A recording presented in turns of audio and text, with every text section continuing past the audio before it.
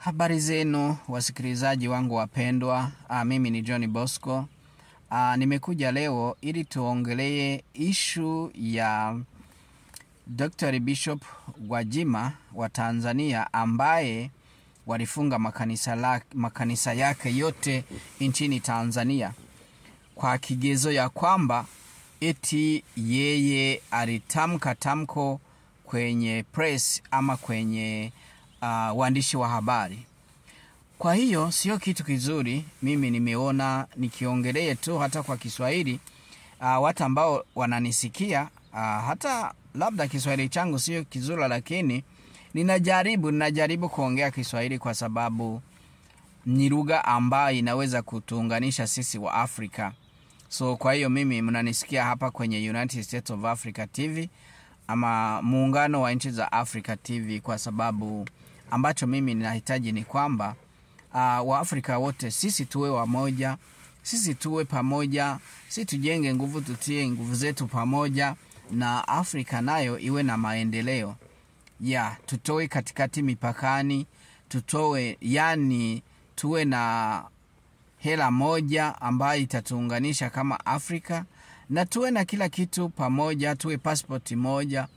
Lakini passport moja ya Afrika itakuwa inaandikwa Burundi, lakini kwa mfano itakuwa andikwa Burundi passport of Africa. Kwa sababu wanajua unatoka nchi gani, lakini passport ni Afrika. So hiyo itasaidia kabisa. Ama inaandikwa huyu ni Mtanzania lakini passport of Africa, Africa passport. Unaona? Ndio hivyo. Itasaidia watu wengi na tutakuwa pamoja, na hakuna ambaye atakuuliza muhula kwenye nchi ya Afrika. Utatoka kwenye nchi fulani uingie kwenye nchi nyingine Afrika, hakuna visa itoke kabisa. Hicho ndio kitu tunapigania. Visa itoke kabisa, watu wafanyishe passport ya Afrika. Itakuwa vizuri sana, watu watakuwa na maendeleo. Mtu akifanya kosa, si nchi ambayo anatoka iko kwenye passport, wanapiga simu kwenye nchi ambayo anayotoka, wanawauliza habari za huyo mtu, kisha wanaeleza, kisha mtu anaachiliwa. Ama kama ni mwenye makosa atachukuliwa kama mwenye makosa, hivyo na maisha yataendelea. So mimi nimeona niongelee neno kama hilo. So nakuja kwenye mada yangu ni kwamba Tanzania, niko naongea kuhusu Tanzania. Kama nilivyosema kwenye lugha ya Kirundi, Tanzania ni nchi ambayo inaheshimika na ni nchi ambayo ina nguvu nyingi sana. Na mnajua Tanzania ni muungano wa nchi ya Zanzibar na Tanzania bara. So mnaona ni heshima ikoje, kwa sababu Tanzania ilishakuwa muungano wa Zanzibar na inaweza kuwa muungano wa nchi zingine. So inaweza ikasaidia, kama nilivyosema, kama Tanzania na Burundi, kama Tanzania, Burundi na Kongo wanaanza hivyo wanajitia pamoja kidogo kidogo, na baadaye wakiwa wamezoea, nchi zingine zinajiunga. Unaona, nchi zingine zinajiunga, kisha mambo yanaendelea, watu wanaendelea kutoa mipakani katikati, basi maisha yanaendelea, watu wanakuwa wamoja, kwa sababu sisi wote si ni Waafrika. Hiyo itasaidia. So ngoja nije kwenye mada yangu. Mada yangu hapa ni kwamba niko naongelea Tanzania. Tanzania ni nchi kubwa, Tanzania ni nchi yenye nguvu.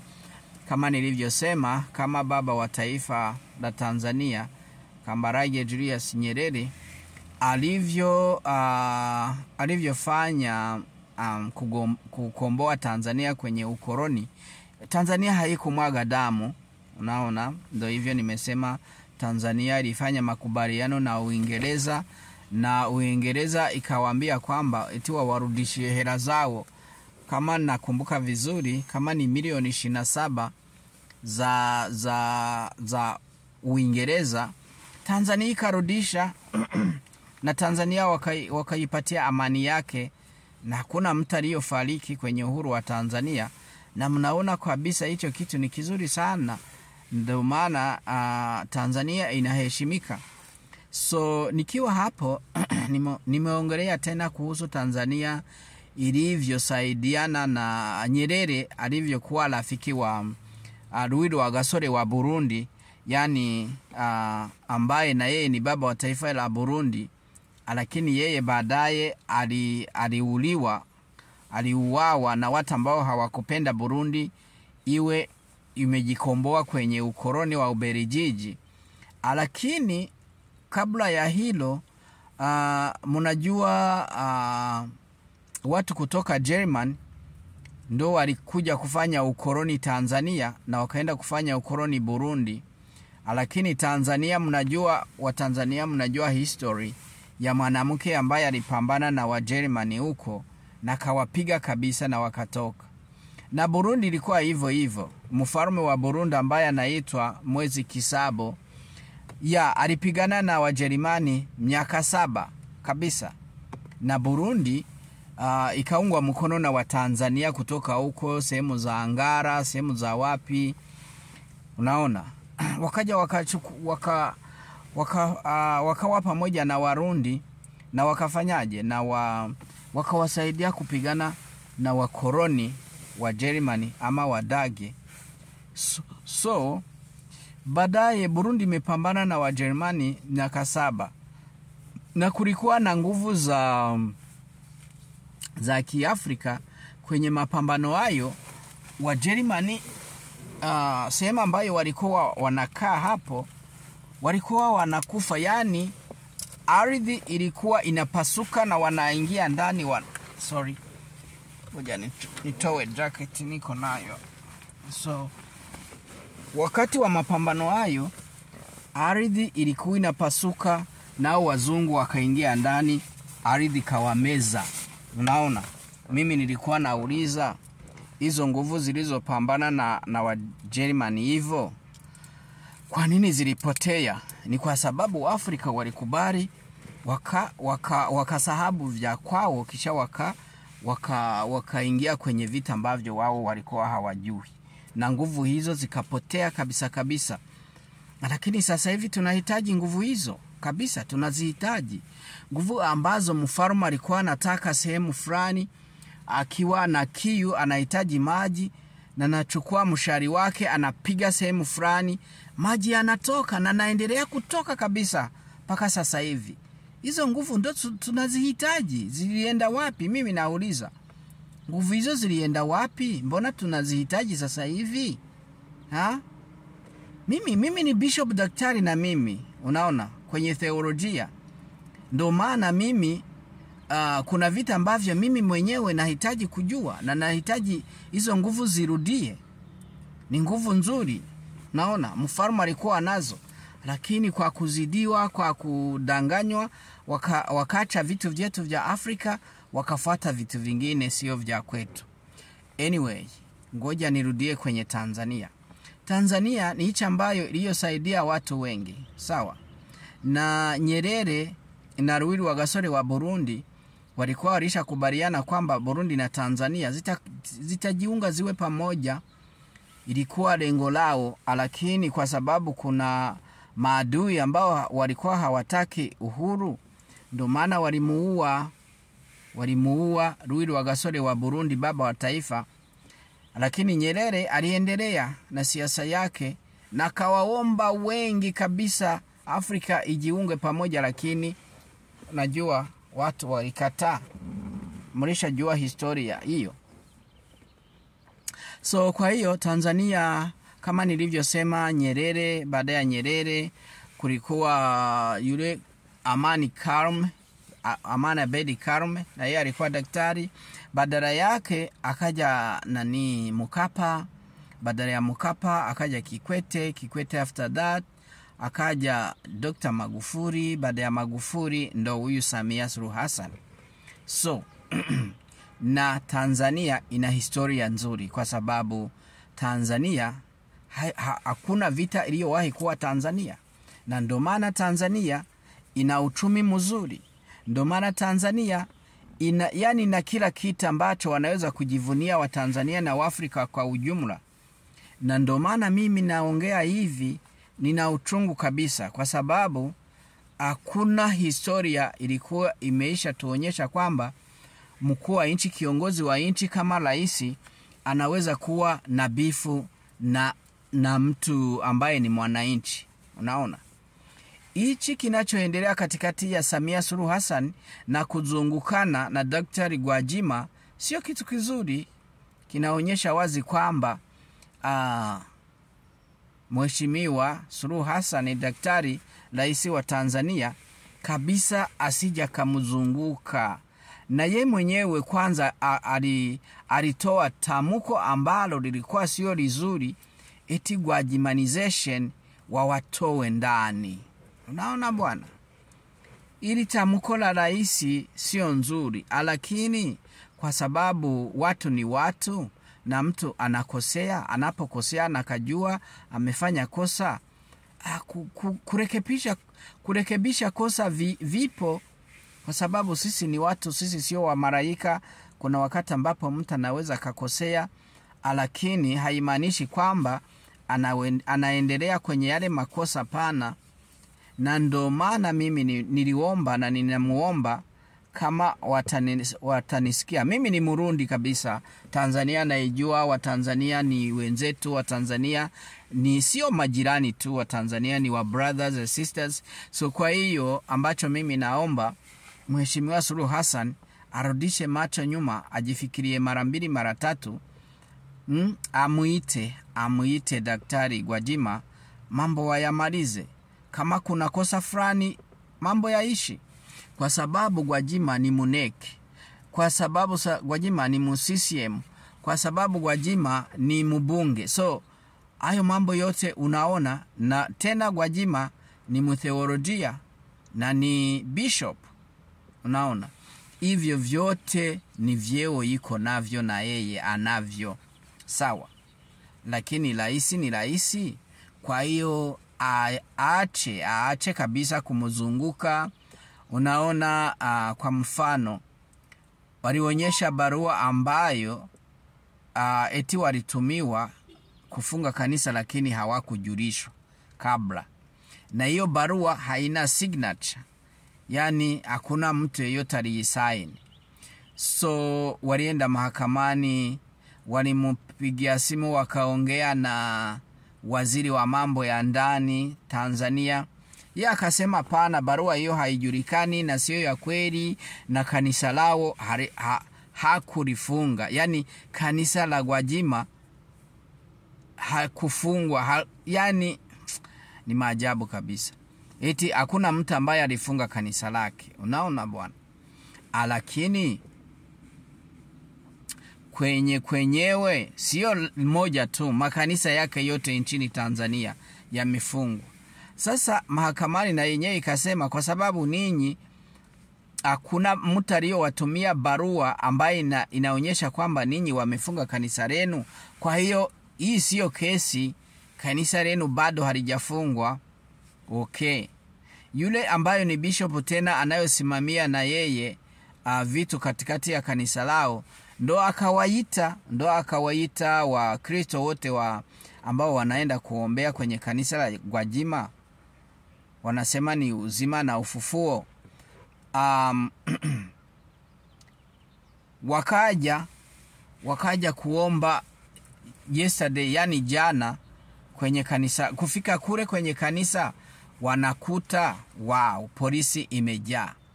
Naona bwana. Sasa mtu anajiuliza, je, ni nani yuko anazunguka mwingine? Kwa nini mahakamani inasema haifungwi? Waziri wa mambo ya ndani wa Tanzania anasema kanisa halijafungwa. Sasa inakuaje sasa polisi? Nani alimwagiza? Mbona polisi kama wamesikia hiyo, si wangewaambia mtoke kwa kanisa hizo? Bado halijafungwa, lakini bado sio polisi lijitokeza kwenda pale, hapana. Pale kuna maagizo ya mtu wa hali ya juu. Na ndo maana watu wengine wote wanasema Dr. Gwajima wanamzunguka tu, wanamzungusha, kwa sababu wangemuita kama ni kosa alilosema kwa sababu wanaona wakimuita kumuuliza mambo aliyosema kwenye press ama kwenye waandishi wa habari, Na ni kweli, ni mambo ambayo ya kawaida kila mtu anayasema. Na Gwajima alisema, amesema kama Mtanzania. Yeye hakusema kama muneki ama mbunge ama bishop, no. Amesema kama Mtanzania. Na yeye anatoa maoni yake. Sio kwamba eti anasema eti yeye, no. Ametoa maoni yake kama Mtanzania. Na alijieleza vizuri sana. So kwa hiyo ambacho mimi naona, serikali iache unafiki. Yani kwa sababu Samia Suluhu Hassan asipojikosoa, atakuja kuona yeye ana vita na Wakristo. Kwa sababu yeye ni Muislamu. Watu watabichukulia hivyo hivyo. Watasema huyu ni Muislamu, kwa hiyo yeye anawachukia Wakristo, kwa sababu itakuwa ni vita ya Wakristo na Waislamu. Lakini tunaomba Mungu haitatokea hivyo, kwa sababu tulishaona Waislamu wa shehe na wengineo walishamuunga mkono Daktari Josephat Gwajima. So lile neno ambalo alilotamka Rais Suluhu Hassan ni kwamba Gwajimanization ama Wagwajimanization etiwa watowe ndani, hawawataki. Mungu wangu we. Kila mtu anajiuliza, je, hivi rais anaenda kupambana na Gwajima kwa sababu ya maoni yake? Kwa sababu alishatamka tamuko rais.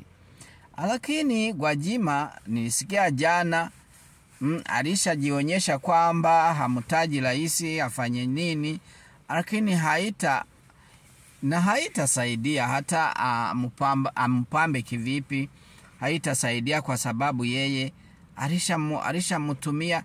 alishamtumia watu ambao labda sijui. Sasa pale wangemkamata Gwajima ingekuwaje kabisa.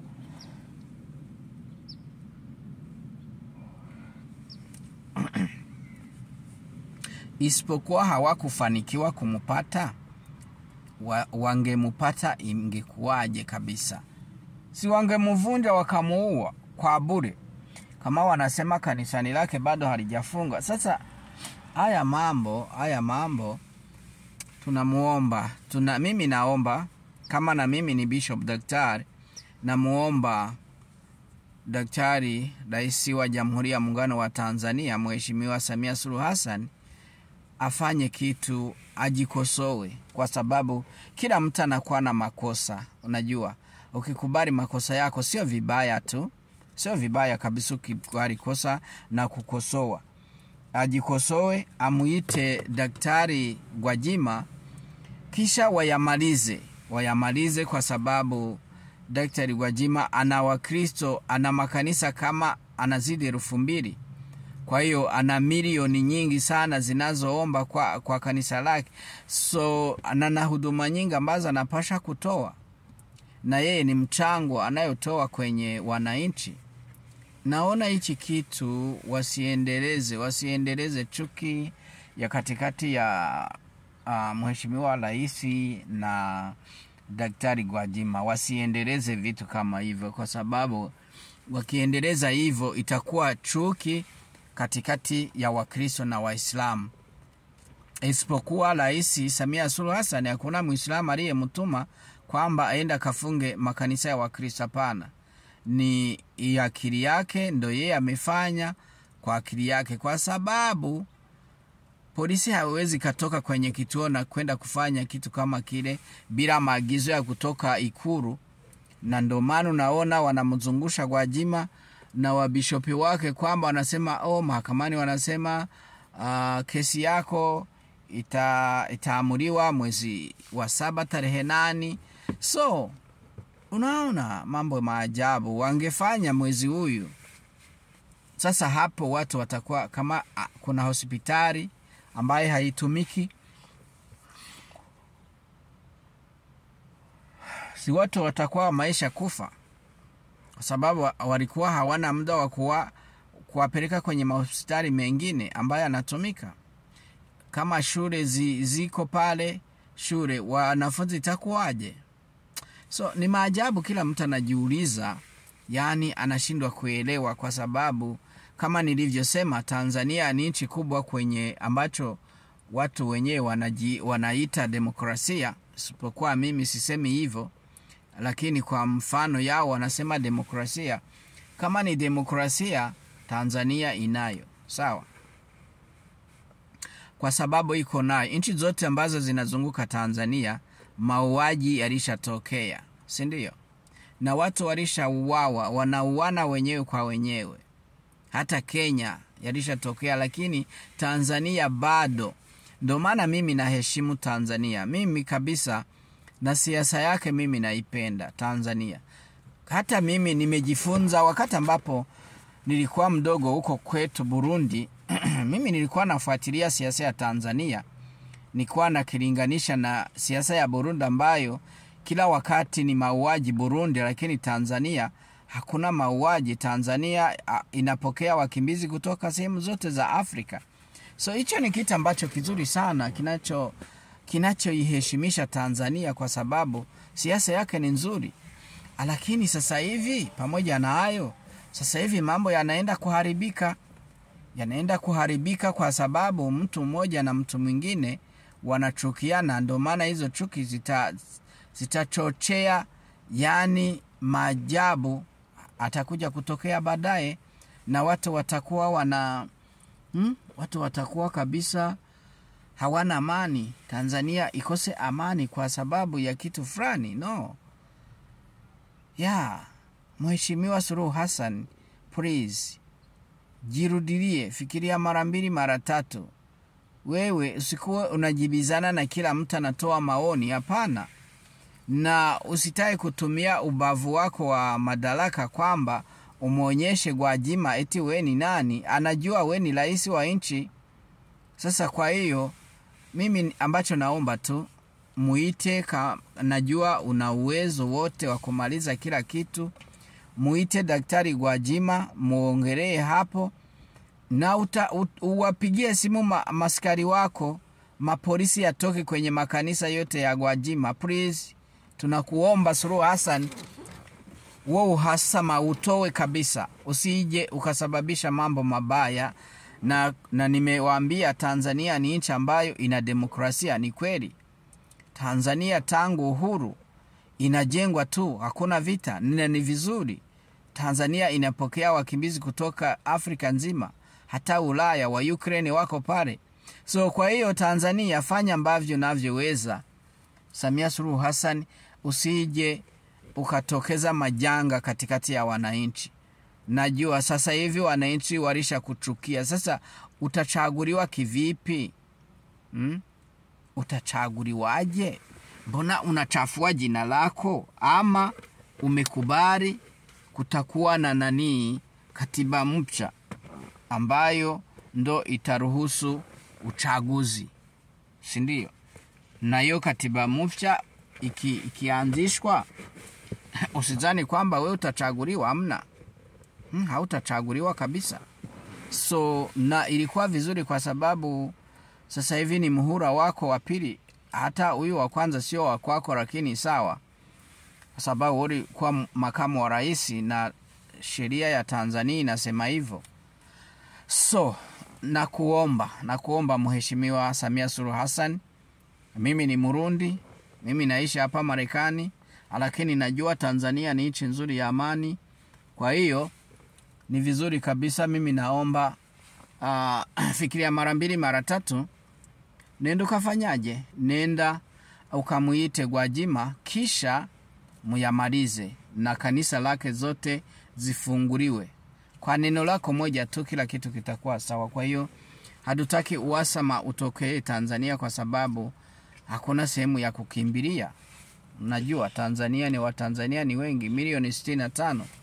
So kwa hiyo ninakuomba sana kwa usalama wa Tanzania, kwa usalama wa Warundi, kwa usalama wa Afrika nzima, kusije hakatokea uhasama katikati ya wananchi wa Tanzania, katikati ya Waislamu na Wakristo.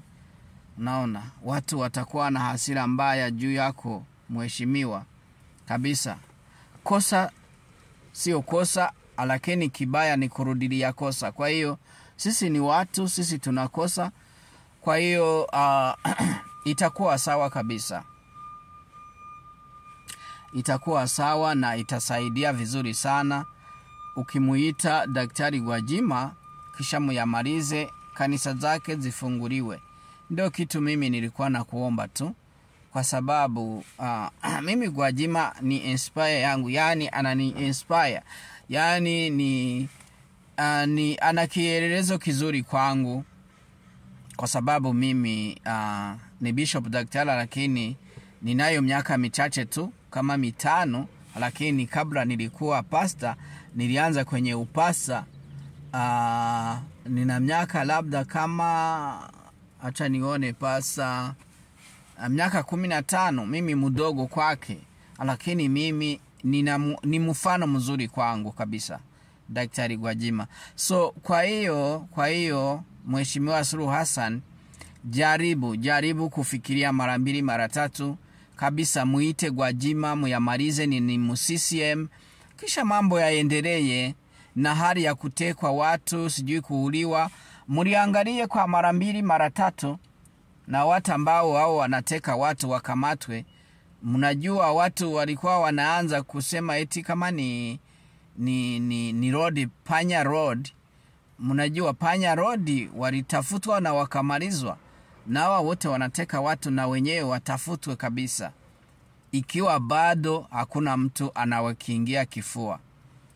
Ikiwa kuna mtu anawakingia kifua na ni mtu mkubwa serikalini, itakuwa vibaya, itakuwa hatari kwa kuwatambua, kwa sababu ni watu ambao wanakuwa na nguvu, wanafanya, yani kama wanatumikishwa tu, wanafanya maagizo kutoka juu. So kwa hiyo Mheshimiwa Suluhu Hassan, fanya hicho kitu, muite Gwajima muyamalize, mambo mengine yaendelee.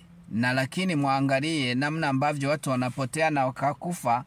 So na nimeona huyo padri mmoja alitekwa, kapigwa vibaya mno, anatoka sasa hivi kwenye hospitali.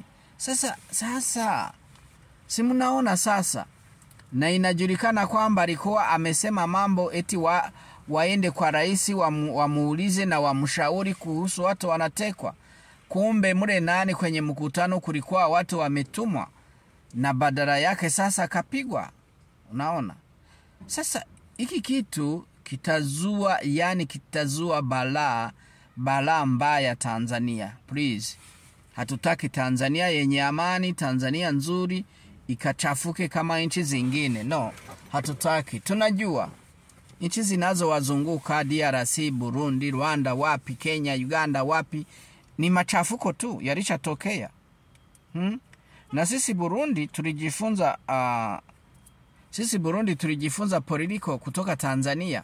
So kwa hiyo nawaombeni kabisa viongozi wa ngazi ya juu Tanzania, mumalize hasara hii ya kufunga makanisa ya Bishop Gwajima, yafunguliwe kabisa. Ni simu moja tu, munapiga simu moja, munamwambia kamanda wa polisi, anawaambia wanatoka huko na vile vitu vya